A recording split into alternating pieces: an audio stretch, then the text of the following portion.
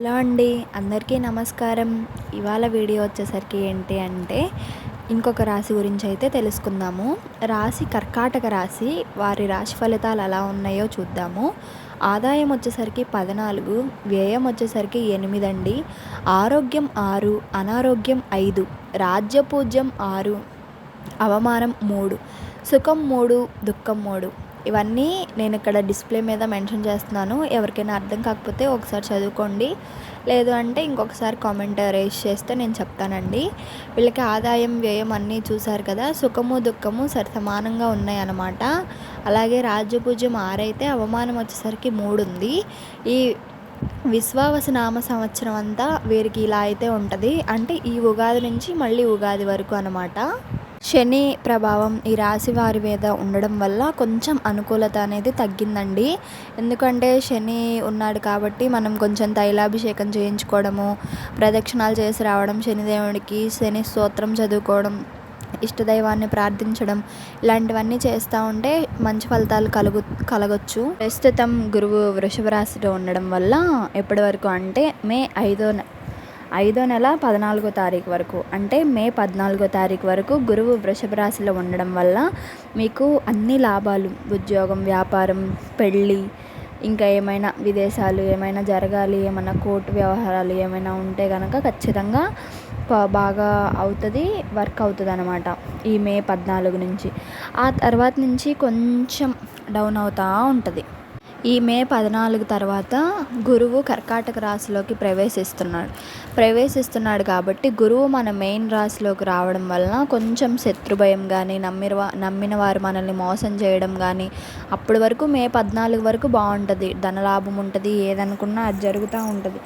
కానీ మే 14 తర్వాత నుంచి ఇలాంటి ఇబ్బందులు వస్తాయి. ఎప్పటి వరకు అంటే మళ్ళీ 10వ నెల అక్టోబర్ 2025 వరకు, అంటే దగ్గర ఒక 6 మంత్స్. ఈ 6 మంత్స్ పీరియడ్ టైంలో అనేది మనం కొంచెం జాగ్రత్తగా ఉండి మన విల్ పవర్ని మనం నమ్ముకొని ఉంటే ఎటువంటి ఆటంకాలు మనకి రాకుండా ఉంటాయి. ఈ అక్టోబర్ తర్వాత గురువు మిథున రాశిలోకి ప్రవేశిస్తాడు. అప్పుడు ఏంటంటే మీకు కొంచెం వ్యాపారంలో నష్టాలు, ఎంత సంపాదించినా సరే మిగలకపోవడం, ఏదో ఒక ఆలోచన, టెన్షన్స్ ఇలాంటివి వస్తాయి. అంటే ఏంటంటే ఇప్పుడు ఫైనల్గా వచ్చేసరికి ఈ మే 14 వరకు మనకి కర్కాటక రాశి వారికి అంతా బాగుంది. చాలా ఆనందము, ఐశ్వర్యము, సంతోషము చాలా ఉన్నాయి. కానీ మే తర్వాత నుంచి శత్రుభయం, అక్టోబర్ తర్వాత నుంచి ఈ డబ్బులో కొంచెం లాభాలు రాకుండా నష్టాలు రావడం, కొంచెం ఇబ్బంది పడడం, భార్యాభర్తల మధ్య సఖ్యత లేకపోవడము, ఇలాంటివి అయితే వస్తాయి. శివారాధన చేసుకుంటే చాలా మంచిదండి మీరు. ఎందుకంటే మీరు శివుడి ఇది అనమాట. సో ఏంటి అంటే శివుణ్ణి నమ్ముకోండి, ఇష్టదైవాన్ని ప్రార్థించండి, శనీశ్వరునికి ప్రదక్షిణాలు వేసుకొని రండి, అండ్ శని స్తోత్రము, తైలాభిషేకము, ఇలాంటివన్నీ కొంచెం దైవత్వాన్ని నమ్మి ఇలాంటివి చేసుకుంటూ ఉంటే ఏంటి అంటే కొంచెమైనా సరే ఆ ఇది నుంచి, ప్రభావం నుంచి తగ్గి మంచి మార్గంలో వెళ్తారు అని అయితే చెప్తున్నారు.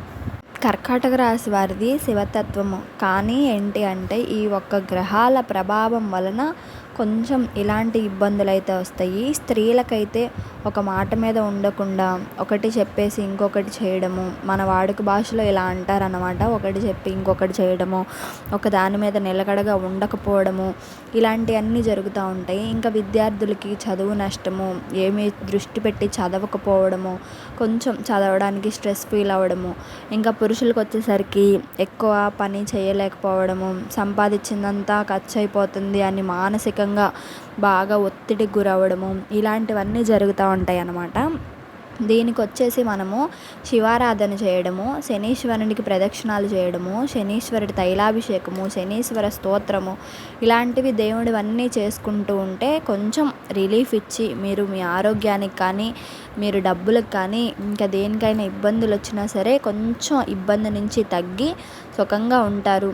అంతా మంచిగానే ఉందండి, గ్రహాల వలన ఇబ్బంది అంతే. ఇవన్నీ నమ్మి కొంచెము మనం దృష్టి పెట్టి చేసాము అంటే మీరు మంచి పొజిషన్కి వెళ్తారు. ఎవరైనా కర్కాటక రాశి వారి వీడియో చూసినట్లయితే మీరు ఖచ్చితంగా నాకు కామెంట్ రూపంలో చెప్పండి, కొంచెం మోటివేషన్ ఇచ్చిన వాళ్ళు అవుతారు. ఇలాంటి మంచి మంచి వీడియోస్ మన ఛానల్లో చాలా అంటే చాలా రాబోతున్నాయండి. మీ అందరూ వెయిట్ చేస్తున్నారో లేదో నేను తెలియదు, కానీ మీకు చూపించడానికి నేనైతే చాలా వెయిట్ చేస్తున్నాను. అంతే అండి, ఇంక ఈ వీడియో నచ్చితే సబ్స్క్రైబ్ చేసుకోండి. Thank you.